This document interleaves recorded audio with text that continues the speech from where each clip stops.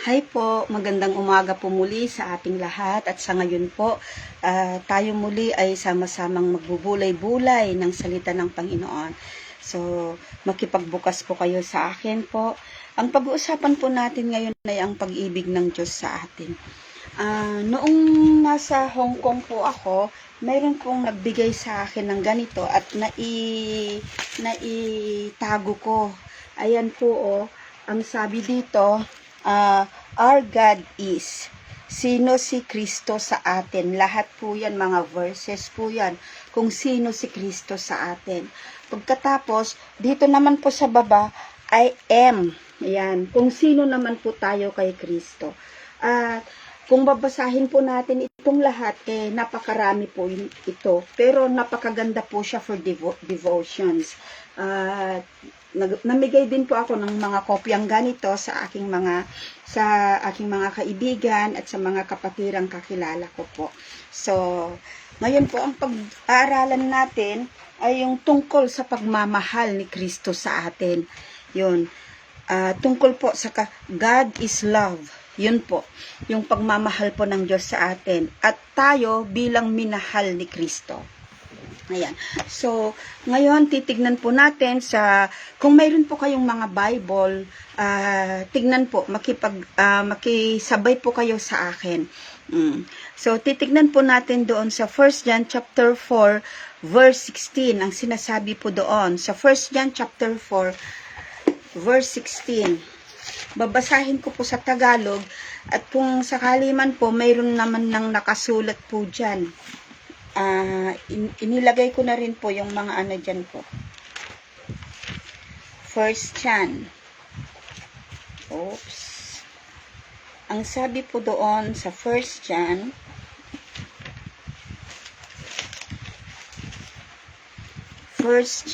chapter 4, verse 16. 1 John chapter 4, verse 16. Verse 16. Ang sabi po dito, nalalaman natin at pinananaligan ang pag-ibig ng Diyos sa atin. Ang Diyos ay pag-ibig.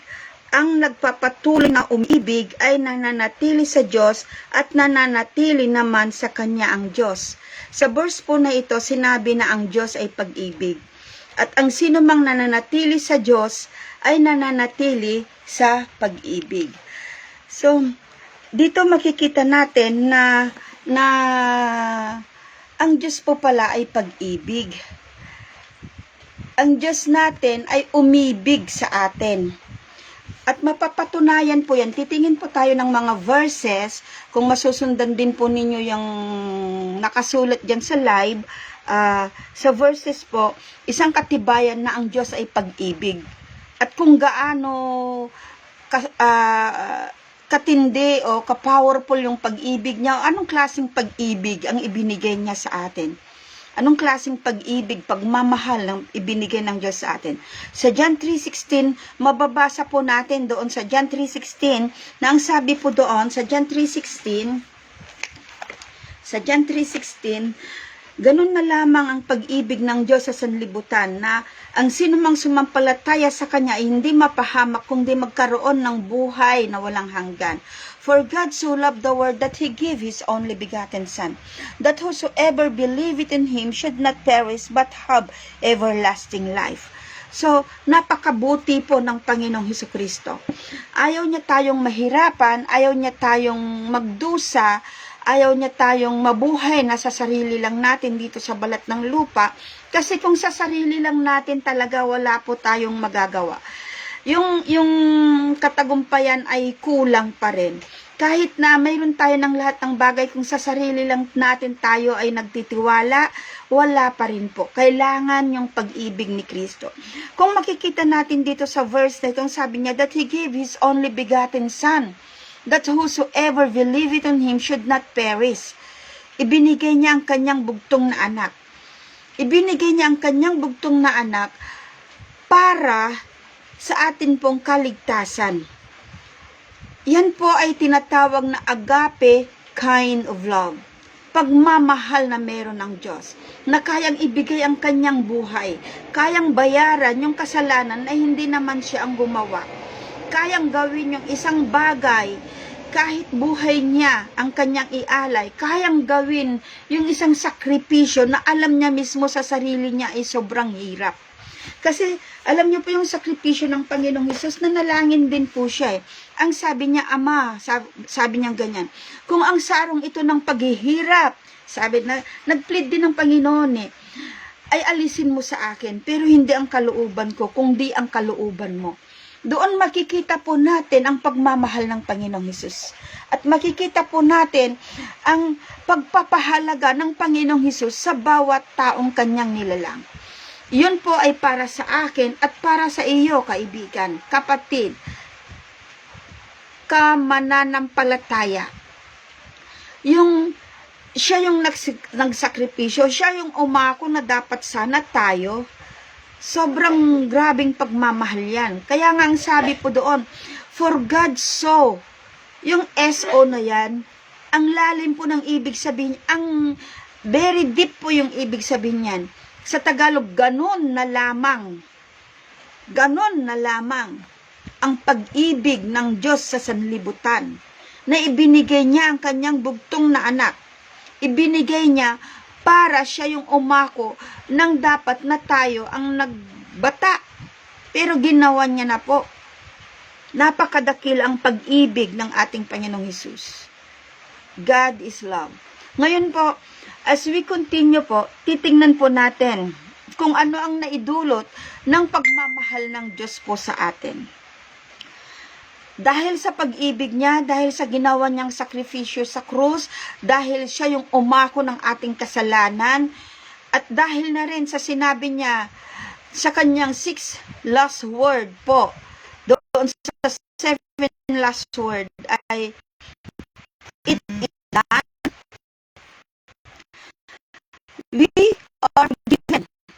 Tapo tayo, Panginoon. Sa Colossians 14 na sabi ko doon, in we have redemption to the blood, through His blood, in forgiveness of sin. So, mayroon po tayong redemption sa pamamagitan ng dugo ng Panginoong Hesukristo at kapatawaran ng kasalanan. Sa pamamagitan ng kanyang dugo na dumanak doon sa krus ng Kalbaryo, sa pamamagitan ng kanyang sakripisyo, tayo ay nagkaroon ng katubusan. Nagkaroon tayo ng katubusan sa pamamagitan ng kanyang dugo na dumanak at kapatawaran ng kasalanan. Kung tatanggapin mo yung ginawa niya, kung bibigyan mo ng pahalaga yung ginawa niya, at kung pakikinggan mo ang panawagan pagbabalik loob sa Panginoong Hesus at pagpapatuloy sa Panginoong Hesukristo. Number 2, saved by grace through faith. Ephesians 2:8. Ang sabi po doon sa Ephesians 2:8, basahin po natin. Sa Ephesians 2:8. Ang sabi po doon sa Ephesians chapter 2 verse 8,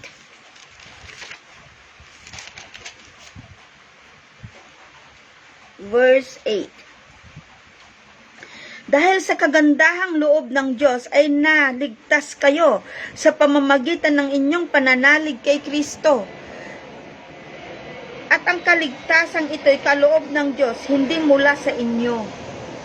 So yung kaligtasan yun po ay sa pamamagitan ng kagandahang loob ni Kristo at hindi dahil sa ating mga gawa. Doon po, dito po sa English, sabi niyang ganyan. For by grace you have been saved through faith, and this is not your own doing. And this is not your own doing. It is the gift of God. Ito po ay libreng regalo ng Panginoon. So, napakabuti ng Panginoon, no? Dito makikita natin yung sobrang pagmamahal niya sa atin. Hindi niya sinabi na, o sige, ako, mamamatay ako sa krus, mabubuhay naman muli, pero ang kaligtasan mo ay kailangan mong dagdagan. Pero kailangan mong gawin ang bagay na ito. Pero kailangan ipagpatuloy mo, kailangan maranasan mo yung naranasan ko. Hindi niya po sinabing ganun. Nakasulat na po dito sa Bible na ang kaligtasan po natin ay sa pamamagitan ng biyaya at pananalig natin sa Panginoong Hesukristo. So, hindi po sa ating mga sariling gawa. Hindi na po tayo magsasakripisyo na kailangan pa nating masaktan ang ating katawan, ang ating sarili. Binata na po lahat ng Panginoon. Kasi yung regalo ng Diyos, kinumpleto niya na, package deal na. Hindi yung regalo na may kulang pa. For example lang po nagregalo tayo ng, ano yung pagkakaiba ng nagregalo ng coffee maker pagkatapos may mug na rin? Uy, set na yon, di ba? At may kape pang kasama. May brewed na coffee pang kasama at may kasama pang gatas o anumang pangpasarap sa kape. 'Di ba? Package deal na 'yon. Ang Panginoon po pang magbigay, kumpleto na eh. Hindi mo na kailangang dagdagan, hindi ko na kailangang dagdagan. Tinapos niya na sa krus, lahat na. Sa pamamagitan ng pananampalataya ng biyaya ng Diyos at hindi sa sarili nating gawa, kundi ito ay regalo ng Panginoon. Napakabuti ang pagmamahal ng Diyos sa atin. Number 1 po, forgiven, Colossians 3:14. Number 2, saved by grace through faith, Ephesians chapter 2, verse 8. At ang number 3 po, delivered from the power of darkness. Inalis na tayo mula sa kapangyarihan ng kadiliman. Sa Colossians 1:13, basahin po natin. Colossians 1:13.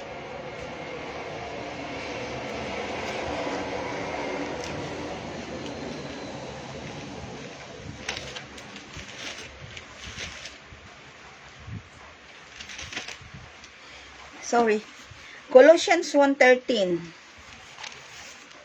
Colossians po yan. Mga Colossians chapter 1 verse 13. Ang sabi po dito,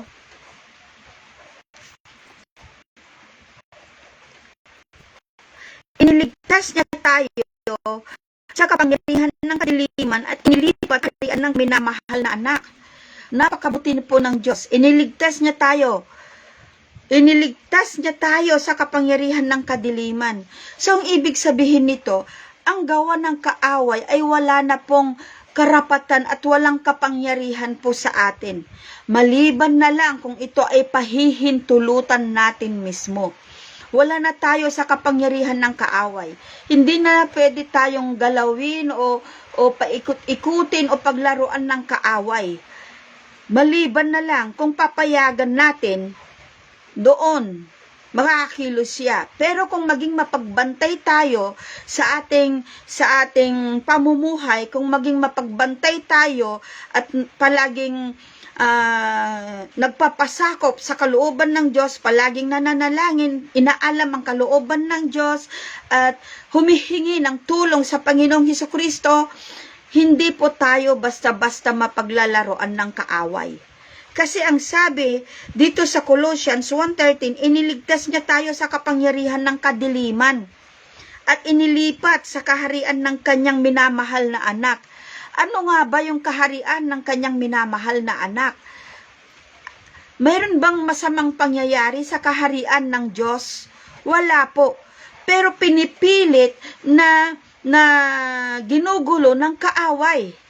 Pero kailanman hindi na siya magtatagumpay. Bakit? Ang sabi ng Panginoon, muli sa kanyang ika-6 na salita, sa mga huling salita niya, tinapos niya na, ginapi niya na. Kailangan lang natin alamin ang salita ng Panginoong Hesus. Kailangan lang natin kilalanin ang Panginoon sa araw-araw nating pamumuhay, kailangang magbasa ng salita ng Panginoong Hesukristo.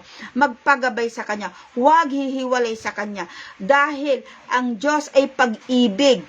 At iniingatan ng Diyos ang lahat ng Kanyang iniibig na umiibig din sa Panginoong Hesukristo. Yan. Napakaganda ang sinabi. Iniligtas niya tayo sa kapangyarihan ng kadiliman at inilipat sa kaharian ng kanyang minamahal na anak. At sa English naman ang pagkasabi, He has delivered us from the domain of darkness and transferred us to the kingdom of His beloved Son. Napakaganda po. Number 1, muli, forgiven. Colossians 3:14. Number 2, saved by grace through faith. Ephesians 2:8. Number 3, delivered from the power of darkness. Colossians 1:13. Number 4, na ito po ay maraming ayaw, pero hindi nila basta na pagtatunggumpayan. Kaya kailangan natin ang presensya ng Panginoon araw-araw sa ating mga buhay. Number 4 po, ito ang sinasabi. Free from the law of sin and death. Of sin and death. Yung nakalagay dyan in, kasi ginamit ko lang yung voice typing. Hindi ko po na-review. Free from the law of sin and death. Romans 8:2, anong sinabi do? The law of the Spirit of life in Christ Jesus has set you free from the law of sin and death. Tingnan po natin sa Tagalog sa Romans.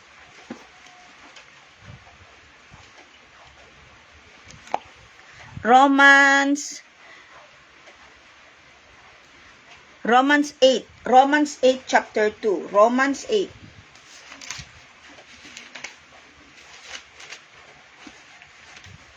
Romans chapter 8 verse 2. At ang sinasabi po dito sa Romans chapter 8 verse 2 ay wala na ako sa lilim ng batas ng kasalanan at kamatayan, sapagkat pinalaya na ako ng batas ng Espiritong nagbibigay buhay, bunga ng pakikipag-isa kay Hesukristo. Napakaganda po ng sinabi. Kaya, yung iba, masasabi ko na naman, yung iba, gumagawa sila ng kaparaanan para sila ay magbago. Yung iba, kaya nagiging walang kabuluhan din yung buhay nila, kasi ayon sa kanila wala na silang inspirasyon. Walang nagtutulak sa kanila para magbago. At yung iba naman, yung gumagawa sila ng kaparaanan na dapat may inspirasyon ako kasi pag magka-girlfriend ako, magka-boyfriend ako, o magkabalikan kami, ganyan. O New Year's na naman, magkukuha na naman ng notebook, magsusulat ng New Year's resolution para magbago. Pero wala, hindi kaya kasi walang kakayahang baguhin ang ating buhay maliban sa gabay, patnubay, presensya at pakikipag-isa natin kay Kristo Jesus, na siyang ibinigay ng Ama para magkaroon tayo ng buhay na maganda sa kanyang harapan. Ganap at kasiya-siya sa harap ng Diyos, at kahit hindi mo ma-please ang tao, sa harap ng Diyos at sa harap ng mga tao na nakakilala din sa Panginoong Hesukristo una. At maging din yan, patutuo din natin para makaakay tayo ng kaluluwa sa Panginoong Hesus. Basahin ko po doon muli sa Romans chapter 8 verse 2. Napakagandang sinasabi. Romans chapter 8 verse 2 ang sabi doon. Wala na ako sa ilalim ng batas ng kasalanan at kamatayan, sapagkat pinalaya na ako ng batas ng Espiritong nagbibigay buhay, bunga ng pakikipag-isa kay Kristo Jesus. So wala na po tayo sa batas ng kasalanan at kamatayan. Hindi na natin pagbabayaran yung kasalanang minana natin. sa ating unang magulang na kay Eva at Adan. Hindi na natin yung pagbabayaran at hindi na rin tayo magiging alipin ng kasalanan kasi pinalaya na tayo ng Panginoon sa batas ng kasalanan at sa pag-aalipin ng kasalanan. Dahil sa kagandahang loob na dulot ng Espiritu na nagbibigay ng buhay dahil sa pakikipagkaisa natin sa Panginoong Hesukristo. So kung hindi mo kayang baguhin ang sarili mo, talagang hindi mo yan kaya. Kung nagagawa mo yung mga bagay na ayaw mo dahil alam mong masama, hindi talaga yan mababago. Pero magkakaroon tayo ng laya na gawin ang tama sa harapan ng Panginoon, magkakaroon ang kapangyarihan ng Diyos ang siyang tutulong sa atin para mabago ang ating pagkatao, para maging mas maayos po tayo. At yan ay bunga ng pakikipagkaisa natin sa ating Panginoong Hesukristo. Number 5, redeem from the curse of the law. Redeem from the curse of the law. Tinubos mula sa sumpa ng kasalanan. Tinubos na tayo. Kasi yung kasalanan na yon, yung law na yon, napakarami pong sumpa yan. Yung mga sakit, karamdaman, kaguluhan, yung walang direksyon ng buhay, mga sumpa, yung mga genetic ties na sinasabi na mga hindi karapat-dapat sa paningin ng Diyos, o kunyari, sumpa sa pamilya, o tingnan mo si tatay babaero, si lolo babaero, na yan, nagkapasa-pasa na yan. Pasa. Ay, wag kang magtaka kung yung anak babaero din, o lalakero, at yung apo ganon, kasi sumpa yan ng kasalanan. Yan ay mga sumpa ng kasalanan. O sugo, si lolo, si lola, si anak, may papasa po yan. O kahit anumang sabihin mong sumpa, ay naipapasa yan. Sumpa. So, pinalaya na po tayo doon. Redeem from the curse of the law. Sa Galatians 3:13, tignan po natin sa Galatians 3:13.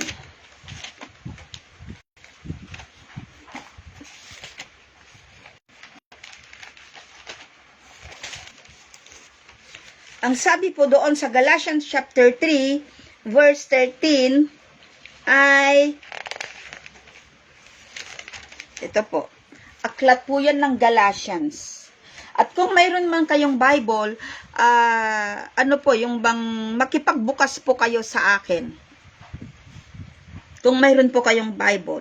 Ang sabi sa Galatians 3:13, sandali po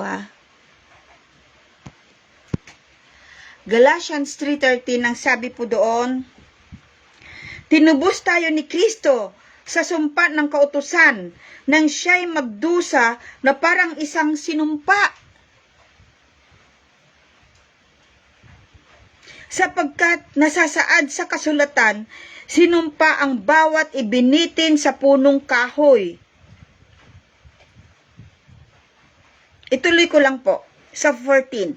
Tinubos niya tayo upang ang mga pagpapalang ipinangako ng Diyos kay Abraham ay kamtan ng mga hintil sa pamamagitan ni Kristo.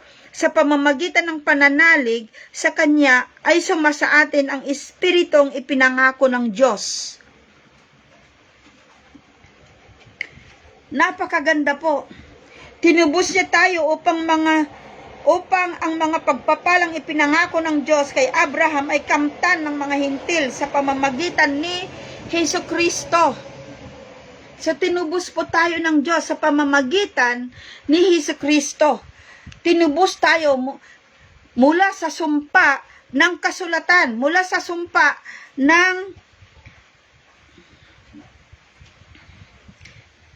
ng kautusan. Mula sa sumpa ng kautusan, tinubos tayo ng Panginoon sa pamamagitan ng pakikipag-isa natin sa Panginoong Hesukristo. Ang ganda tinubos niya tayo. Tinubos tayo ni Kristo na sa sumpa ng kautusan na siya'y nagdusa na parang isang isinumpa. So yung curse, dinala niya na po sa kanyang sarili. Siya na po yung nagbata. Kumbaga, para na po siya yung isinumpa sa paggawa niya po, pagliligtas niya sa atin, sa pagmamahal niya sa atin po. Isa na siyang parang isinumpa na ipinako sa krus. Kinuha niya yung sumpa sa kanyang sarili. Kinuha niya yung pagdurusa na dapat tayo ang nagdusa. Para tayo ay makinabang. Para tayo ay makinabang sa mga pagpapala ipinangako ng Diyos. Kaya kailangan nating tanggapin ang ginawa ng Diyos sa krus. Number 5 po yun redeem from the curse of the law. Galatians 3:13. Christ redeemed us from the curse of the law by becoming a curse for us. For it is written, curse is everyone who is hung on the tree. Para makamtan natin yung mga pagpapala na ipinangako ng Diyos kay Abraham na siya nating amang ninuno. Father of faith. Number 6. Redeem from the hand of the enemy. Yan. Redeem, iniligtas niya tayo sa kamay ng kaaway. Kinuha niya tayo mula sa kamay ng kaaway. Psalms 107 verse 2. Psalms, mangangaral. Mangangaral ay Psalms, awit. Awit ng mga awit. 107. Ang sabi po doon sa Psalms 107 verse 2,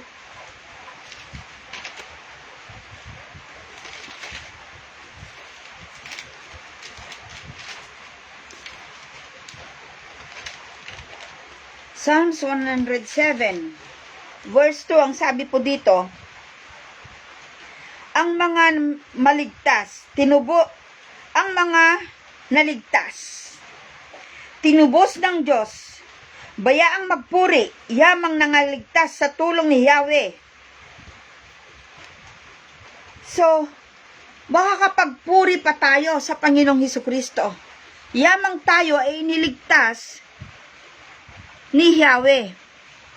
Let the redeem of the Lord say so, whom He has redeemed from trouble. So, kung wala yung ginawa ni Kristo, at hindi natin yung tinanggap, araw-araw may trouble tayo. Hindi naman tayo ligtas sa mga problema na gaya ng palagi kong sinasabi. Pero ang sinabi ng Psalm 68 verse 19, Blessed be the Lord our God who daily bears our burden and loaded us with benefits. Purihin ang Diyos na siyang araw-araw na nagdadala ng ating pasanin. So, kung babasahin mo yon, araw-araw pala, ang Diyos ay nagdadala ng ating pasanin. Ilagak mo lang sa Kanya. Huwag mong sarilinin, huwag mong angkinin. Ilagak mo. Ang ibig sabihin, dahil tao ka na nabubuhay dito sa balat ng lupa, at tao ka nakakaramdam, nagugutom, lahat ng bagay na nararamdaman ng tao, hindi tayo ligtas o hindi tayo exempted sa problema. Pero, pwede tayong iligtas ng Diyos sa problema. Matuto lang tayong magtiwala at ibigay sa Kanya ang ating araw-araw na pasanin. Kasi sabi muli dito, babasahin ko po muli, let the redeem of the Lord say so, whom He has redeemed from trouble. Sa NLT po, ang sabi doon, has the Lord redeemed you? Then speak out. Tell others, He has redeemed you from your sin, from your trouble.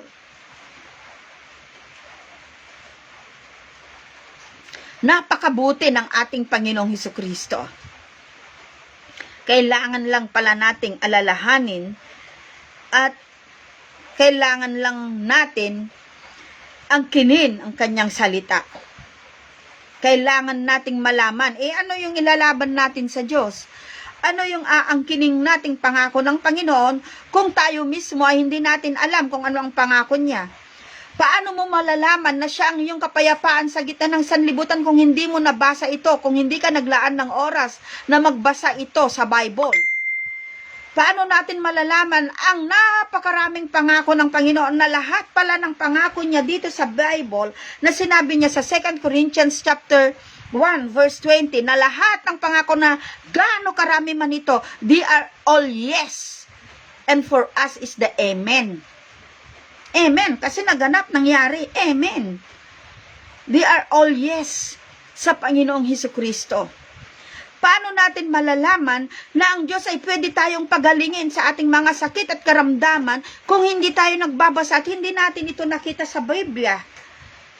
At paano natin malalaman yung kanyang kaparaanan para tanggapin yung kanyang ipinangako kung hindi natin ito binulay-bulay?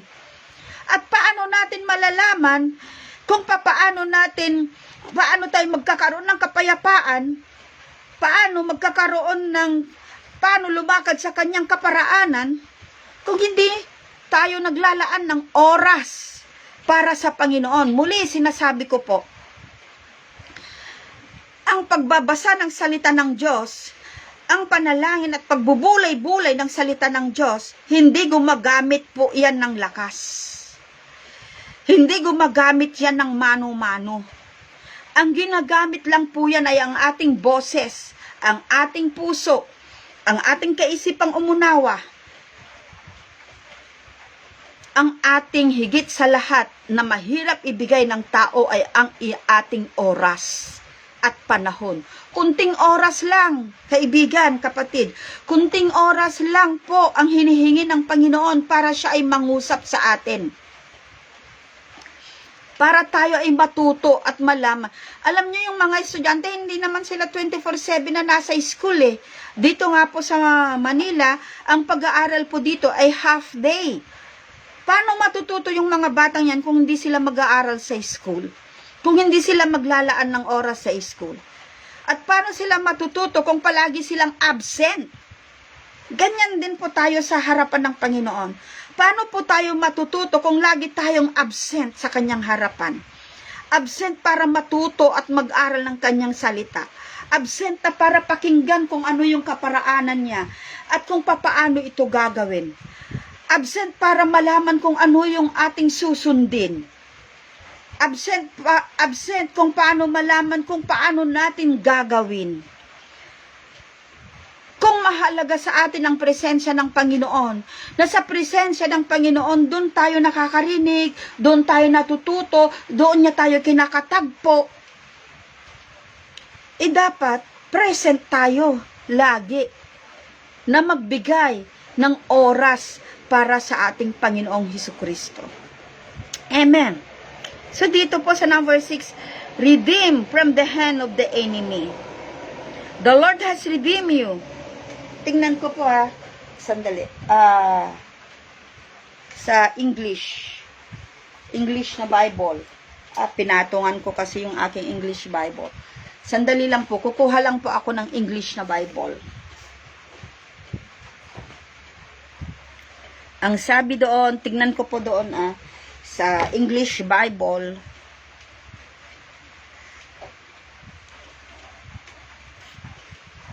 Sa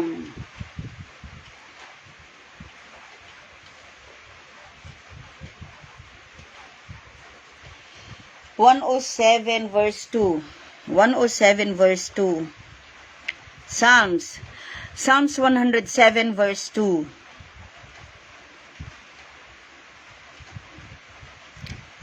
Ang sabi doon ay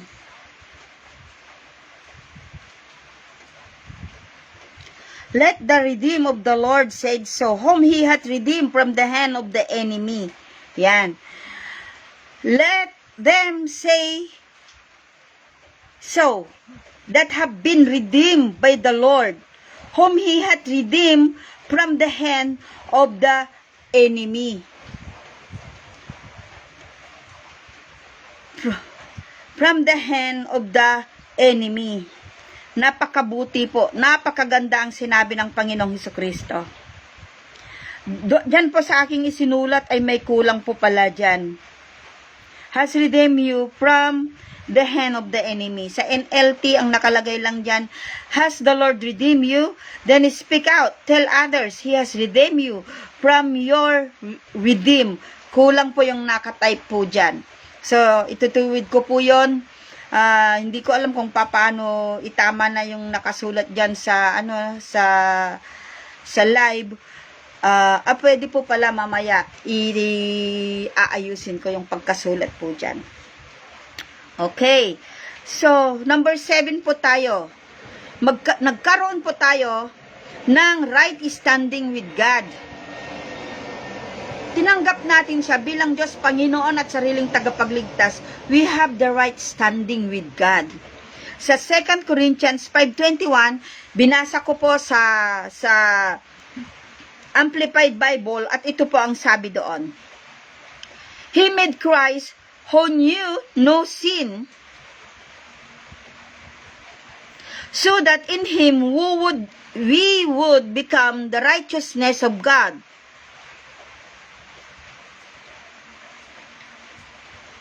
Amen. Tignan po natin doon sa Tagalog naman po ng 2 Corinthians. 2 Corinthians chapter 2 ay 2 Corinthians chapter 5. 2 Corinthians chapter 5 verse 21 at ito po ang sinasabi. Hindi nagkasala si Kristo, ngunit dahil sa atin siya ibinilang na makasalanan upang makipag-isa tayo sa Kanya at mapabanal sa harapan ng Diyos sa pamamagitan niya. So, tayo na makasalanan dahil sa ginawa ng Diyos na makasalanan ang ating Panginoong Hesukristo na tayo ng kagayon. Ginawa lang ng Ama yun, makasalanan ng Kanyang anak para tayo ay mabanal at magkaroon ng magandang katayuan sa harapan ng Diyos. Muli, basahin ko. Hindi nagkasala si Kristo. Wala siyang kasalanan. Hindi siya nagkasala. Ngunit dahil sa atin, siya ibinilang na makasalanan. Hindi siya nagkasala, pero dahil sa atin, ibinilang siyang makasalanan. Ano ang dahilan? Ituloy natin ang pagbabasa. Upang makipag-isa tayo sa Kanya at mapabanal sa harapan ng Diyos sa pamamagitan ng Panginoong Hesukristo lamang. So, yung pagpapabanal para sa atin, ang ibig sabihin po nun, yung pagiging matwid natin, ang ibig sabihin po nun, kung tayo dati ay napakasamang tao pero hindi natin kayang baguhin ang ating sarili, so hindi pala yung ating mga boyfriend, girlfriend o sino man yung pwedeng magbago sa atin, hindi pala yung mga inspirasyon natin, bagamat hindi po yun masama. Pero ang may kapangyarihan na magbago lamang ng buhay ng tao ay ang Panginoong Hesukristo. Ang pakikipagkaisa natin sa Panginoong Hesukristo. Ang bait at ang buti ng Panginoon. Dahil kahit na siya ay walang kasalanan at dahil kahit na siya ay hindi nagkasala, pero nang dahil sa atin, ibinilang siyang makasalanan. Ibinilang siyang marumi at makasalanan. Kahit siya ay walang bahid kapintasan. Lahat ng kapintasan ng tao ay dinala niya sa kanyang sarili. Kasi yung mga kapintasan na yon ay bunga ng kasalanan po. Nagaya ng sabi ng Romans 3:23, ang bunga ng kasalanan ay kamatayan. At ang kamatayan ay kumalat sa lahat ng tao dahil sa isang tao. At ang lahat ay nagkasala. Kaya lahat tayo po ay nagkasala. Pero dahil sa kagandahang loob ng Diyos, ibinigay niya ang kanyang bugtong na anak upang ang sinumang sumampalataya sa kanya ay magkaroon ng buhay na ganap at kasaya-saya at hindi na mapapahamak. Nang dahil sa Panginoong Hesukristo, binigyan niya tayo ng tamang katayuan sa harapan ng Diyos, Ama. dahil sa pakikipagkaisa natin sa Kanya. Kaya, kailangan makipagkaisa tayo sa Panginoon. Sa papaanong paraan? Sa pamamagitan ng pagkilala na sa ating sarili, hindi natin kayang iligtas ang ating sarili. Nasa sa ating sarili, wala tayong pwedeng gawin para sa ating kaligtasan. Hindi natin pwedeng dagdagan ang tinapos na, the finished work of Christ on the cross. Hindi natin pwedeng dagdagan. Kundi sa pamamagitan ng pakikipag-isa, kundi sa pamamagitan ng pagtanggap kay Kristo bilang Panginoon at sariling tagapagligtas, kilalanin natin na wala tayong magagawa. Kundi magtiwala lang. Magtiwala, manampalataya, kilalanin ng Diyos, tanggapin ng Panginoon, gawin siyang tagapagligtas ng iyong buhay. Gawin mo siyang Panginoon ng iyong buhay. Na ang ibig sabihin, pag ginawa mo siyang Panginoon, siya na yung nangingibabaw. Yung kalooban na niya, yung disenyo na niya, yung disenyo niya sa buhay mo, yun na yung ipapatupad at yun na yung magiging buhay mo. Na hindi yung kalooban mo, kundi yung kalooban niya. At maganda ang bawat kalooban ng Diyos sa bawat tao. Kasi sabi niya, umuli sa Jeremiah 29:11, palagi ko po itong sinasabi. For I know the plans I have for you, alam ng plano ng Diyos. Doon sa verse na yun, walang nakapaloob na, for I know the plans I have for you, plans to make you suffer, walang nakapaloob. To keep you troubled, walang nakapaloob na ganon. To keep you in your sick bed, walang nakapaloob na ganon. Kundi ano ang plano ng Panginoon? For I know the plans I have for you, says the Lord, plans to prosper you and not to harm you, to give you hope and a future. To give you hope and a future. So, napakaganda. Muli, basahin ko po. Doon sa 2 Corinthians chapter 5, verse 21. Hindi nagkasala si Kristo, ngunit dahil sa atin, siya ibinilang na makasalanan upang makipag-isa tayo sa Kanya at mapabanal sa harapan ng Diyos sa pamamagitan niya, sa pamamagitan ng Panginoong Hesukristo mismo. Walang ibang pangalan, ha? Sa silong ng langit at ibabaw ng lupa,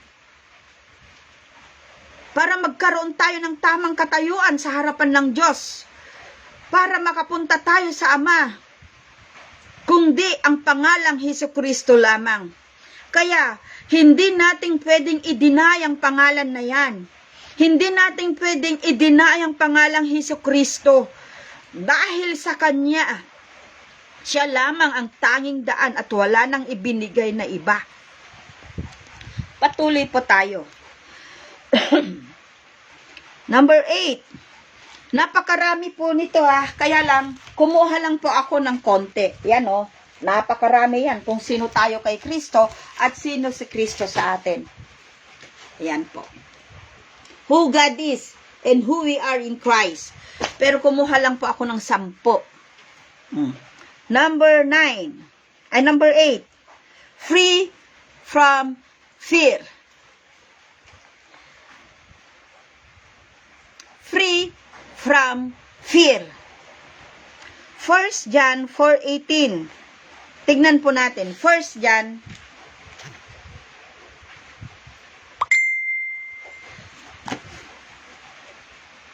1 John chapter 4 verse 18. There is no fear in love, but perfect love casts out fear.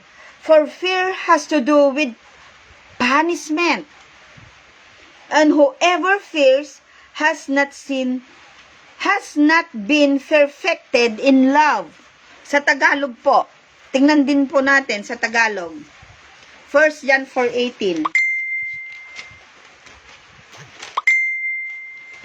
1 John chapter 4 verse 18, ang sabi po doon, walang kalakip na takot ang tunay na pag-ibig, sapagkat pinapawi ng pag-ibig ang anumang pagkatakot.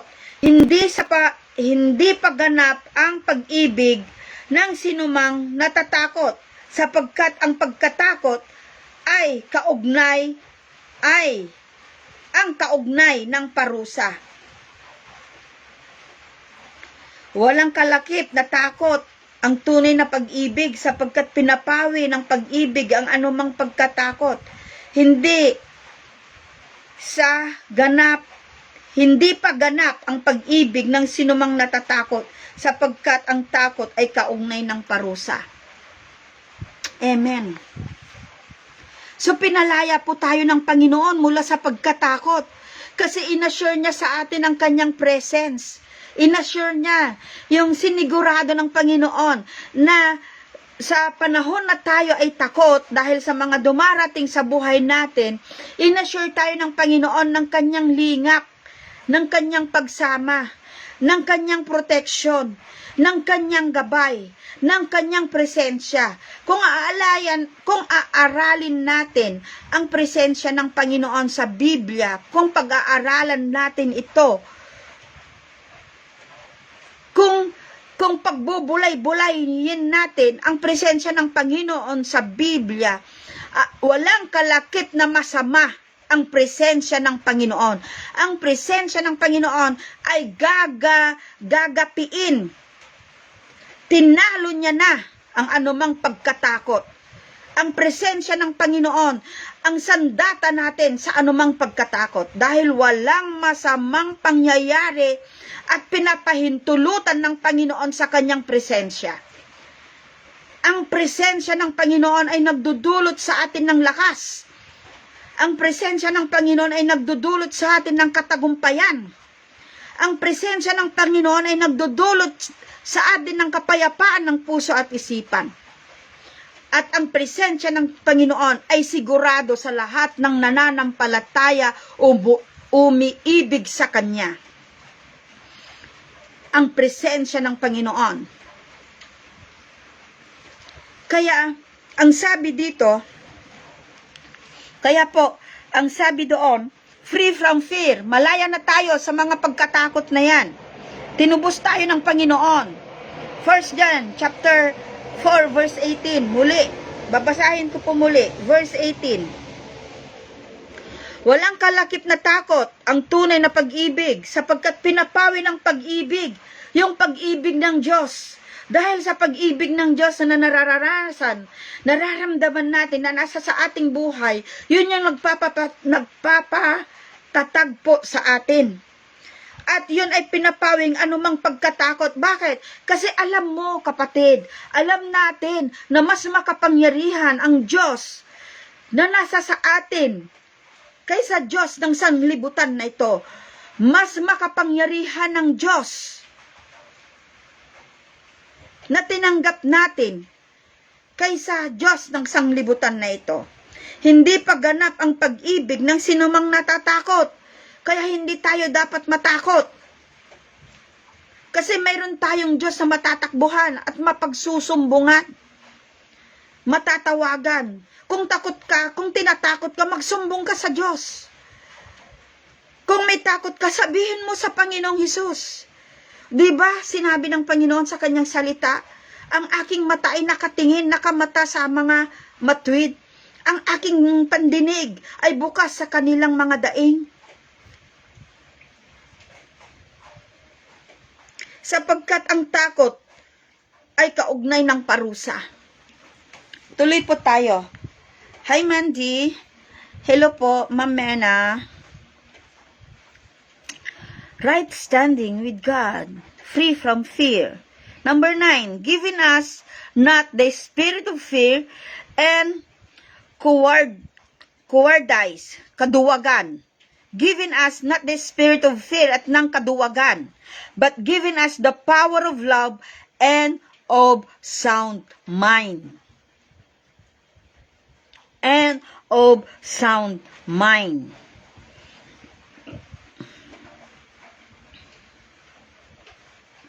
Sa 1 Timothy chapter 1 verse 7, tingnan po natin.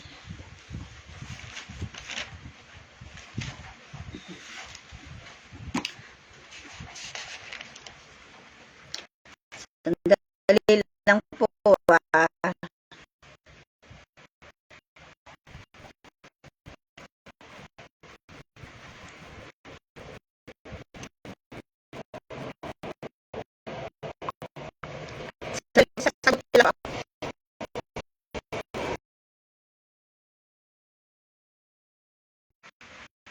Sige.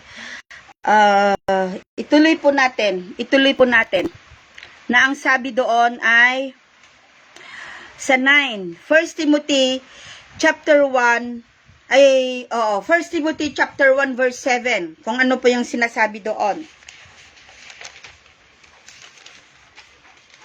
Hi Mandy, good evening. Yes, it is night time in your place.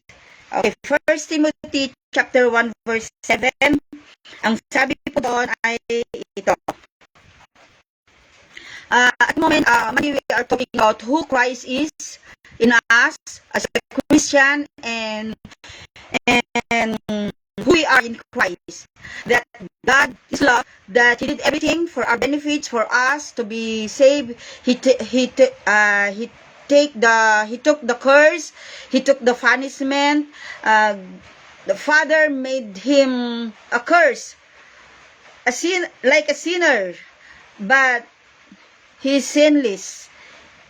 But He took it for us because He loved us. And I am looking through Scripture right now. The goodness of God, the love of God in us. So now I am looking in the book of 1 Timothy chapter 1 verse 7, and it says in Amplified Bible, for God did not give us a spirit of timidity, of fear, but He has given us the Spirit, the power of love, and of sound judgment and personal discipline. Yun po, that was taken in the Amplified Bible, and I will read it also in Tagalog. Okay, at ang sabi po dito sa Tagalog ay 1 Timothy chapter 1 verse 7. Ibig nilang maging wait. 1 Timothy it's not 1 Timothy chapter 1 verse 7.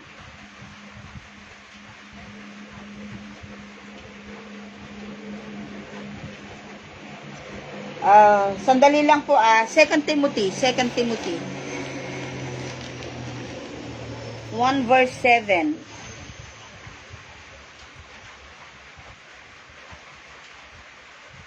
Second Timothy po yun. 1:7, sapagkat hindi espiritu ng kaduwagan ang ibinigay sa atin ng Diyos, kundi espiritu ng kapangyarihan, pag-ibig at pagpipigil sa sarili. Hindi, tingnan nyo ang ginagawa ng Diyos sa atin. Paano tayo mapapatatag kung hindi natin alam?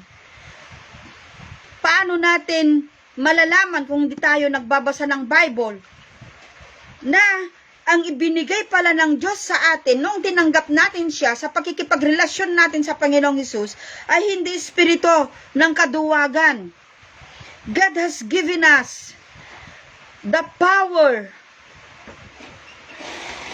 of love and of sound mind, and He did not give us the spirit of fear at pagpipigil sa sarili. Binigay niya sa atin pagpipigil sa sarili. Kung alam natin ang kanyang salita, pwede natin gamitin to Pag nag-pray tayo, pag takot na tayo, sasabihin natin, Lord, sinabi mo sa iyong salita, Panginoon, inaangkin ko ang iyong salita sa 2 Timothy chapter 1 verse 8, sapagkat sabi mo ay verse 7, sabi mo, Panginoon, hindi mo ako binigyan ng espiritu ng kaduwagan. Kaya yung kung kunyari naduduwag tayo, kaya ikaw espiritu ng takot, espiritu ng kaduwagan, wala kang karapatan sa aking katawan, sa aking sarili, sa aking pagkatao, lumayas ka, umalis ka. Ganun po. We can take authority over that fear. We can take authority over that. Kasi sinabi nga ng Diyos God has given us the authority to rule over.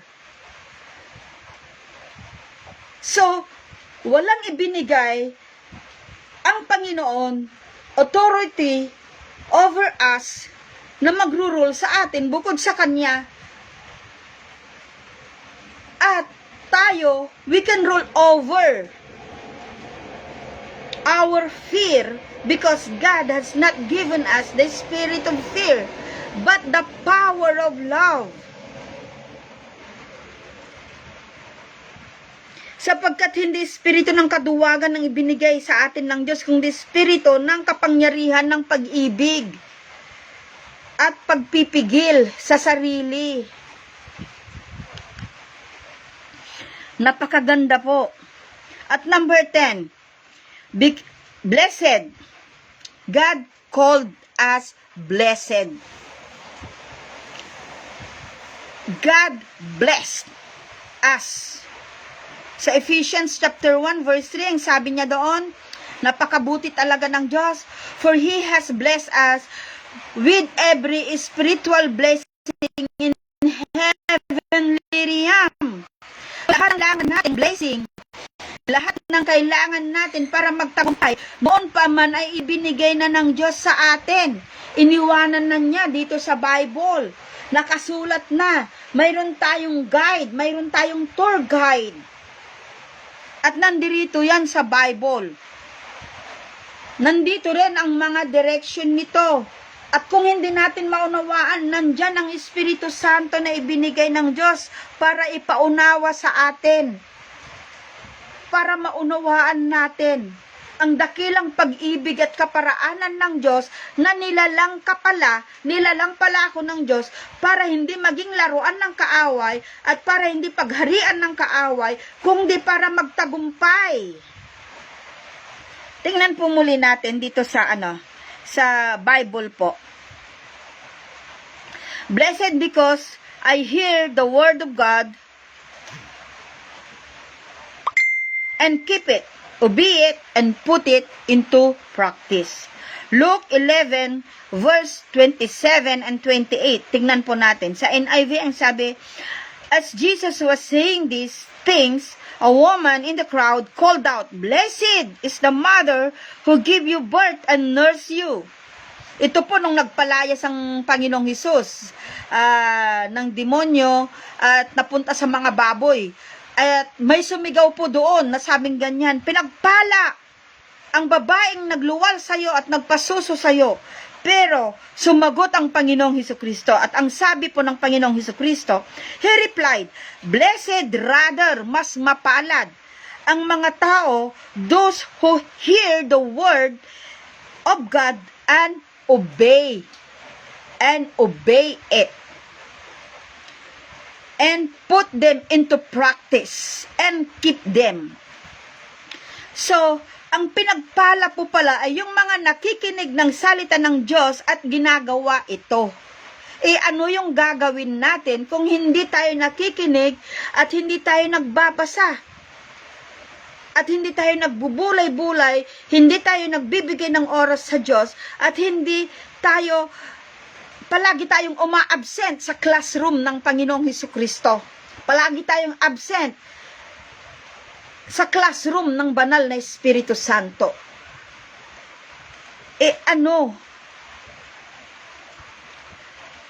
Ano yung gagawin natin? Dapat palagi tayong present in the school of the Holy Spirit. School of the Holy Spirit. Palagi tayong nagbibigay ng oras at panahon sa Panginoon. Yun po pala ang mga pinagpala.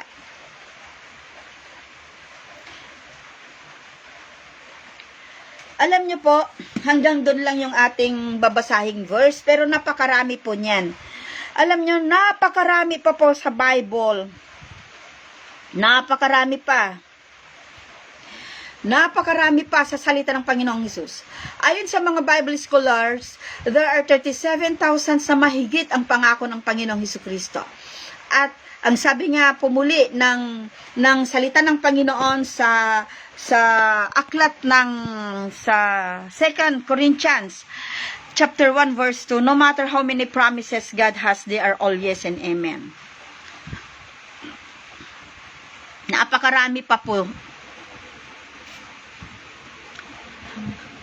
So, napakarami nating matututunan kung sino at kung gaano kalalim, kalawak, kataas. Hindi masukat ang pag-ibig ng Panginoong Hesukristo sa atin. Hindi malirip ang pag-ibig ng Panginoong Hesukristo sa atin. Napakarami.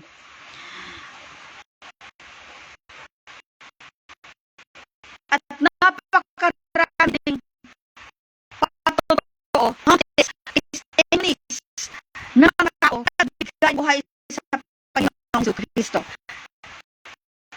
Napakaraming patotoo ng putin ng Panginoon sa buhay ng mga tiwala at nagbigay ng panahon pananampalataya na nagsulong buhay sa Panginoong Hesukristo. Na may magagawa at ang Diyos ang tanging pag-asa at ang Diyos ang tanging katugunan sa mga panalangin. Ang Diyos ay dakila sa lahat. Napakarami kong patotoo ng mga binagong buhay. Yan po ay kapangyarihan ng Panginoong Hesukristo. Ito po yung challenge ko po. Gusto mo bang baguhin ang buhay mo? Hello po, Tatay Federico Caranza. Gusto mo bang baguhin ang buhay mo? Baguhin ng Diyos ang buhay mo. May mga ayaw ka ba sa sarili mo? Na kahit anong gawin mo ay hindi mo kayang alisin. Kasi parang isang sawa na pumulupot na sa pagkatao. Pagod. Napapagod ka ba sa buhay? O nabibigat ang lubha? Ano ang sinabi ng Panginoong Hesus? Lumapit ka sa akin. Wala ka bang kasiguraduhan sa buhay? Ano ang sabi ng Panginoong Hesus? Lumapit ka sa akin. Kayong lahat na napapagal at nabibigat ang lubha at kayo ay aking pagpapahingain. Kung ang Diyos ibinigay niya ang kanyang buhay sa krus, hindi niya kaya ibibigay sa atin? Kung ano man ang pangailangan natin ngayon, kung ano man yung gumugulo sa atin ngayon, kung ano man yung mga problema natin ngayon, kung yung tulong na niya ay pinatunayan na niya noong una pa, binatan niya ang hindi dapat niya batahin, kinuha niya yung hindi dapat niya kunin, naging sumpa siya para sa atin, para matanggal yung sumpa ng kasalanan sa atin.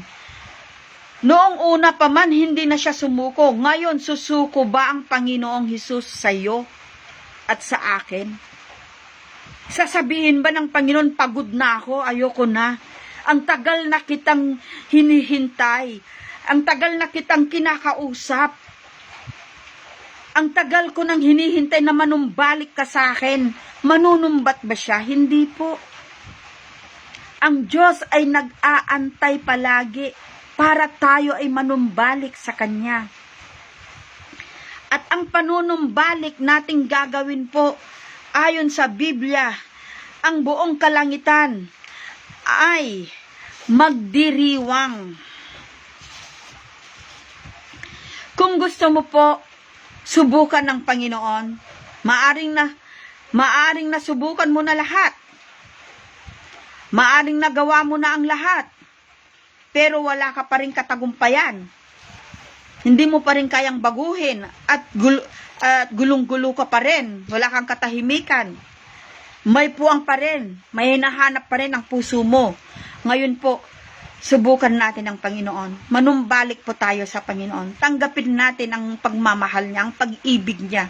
Tanggapin natin ang sakripisyo niya sa krus.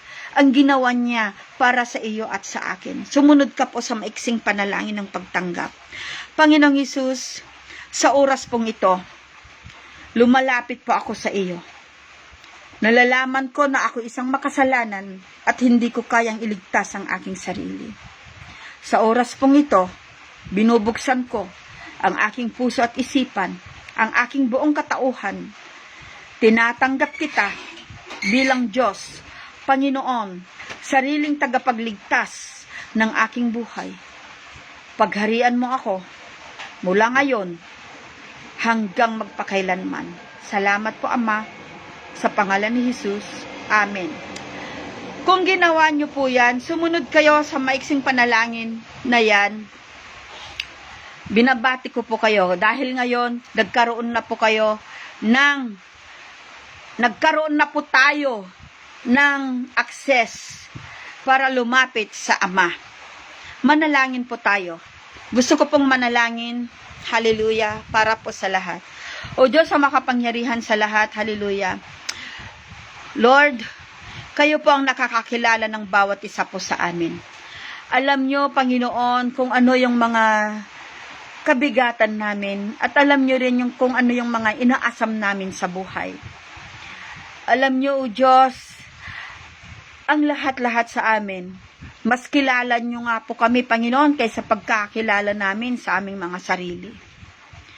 Ama, dalangin ko po, O Diyos, na anuman ang kalagayan ng mga nanunood ngayon o ng mga makakapanood nito, Panginoon. Lord, salamat sa kasiguraduhan ng iyong presensya, Panginoon, sa buhay ng bawat isa.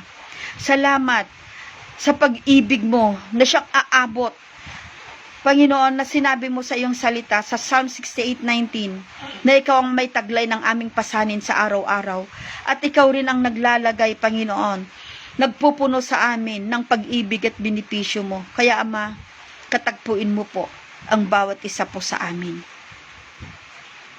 Kita mo ang puso ng bawat isa sa amin. Isinusuko po namin ito sa iyo. Yung mga panalangin namin para sa aming mga pamilya, para sa aming mga asawa, mga anak, apo, manugang, mga kamag-anak, kapatid, maging sa aming mga kaibigan, kapitbahay, sa aming mga lugar.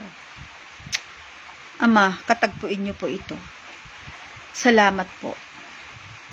At kung sakaling mayroon man po tayong nararamdamang hindi maganda sa ating katawan, pwede po nating ipatong ang ating mga kamay sa parte na masakit po. At ang sabi ng Bible sa 1 Peter 2:24, that God called us, tinawag tayo ng Diyos. Lord, alam niyo po, Panginoon, kung manguna po kayo sa aming bansa. At Lord, spare mo kami, Panginoon, ang bawat isa po sa amin, sa anumang kalamidad, Panginoon. Salamat po. Sa pangalan ng Panginoong Jesus, Amen, Lord, and Amen. Hallelujah, Lord. Hallelujah. Pupurihin ang Panginoon. Maraming salamat po sa panunood at walang imposible sa Diyos. Kung mayroon po kayong mga prayer requests, malaya po kayong mag-message po sa akin. Hanggang sa muli po, ang presensya ng Diyos, ang kanyang pabor at pagliligtas, ang kanyang banal na proteksyon ay sumaating lahat. Magandang umaga, magandang gabi po sa ating lahat.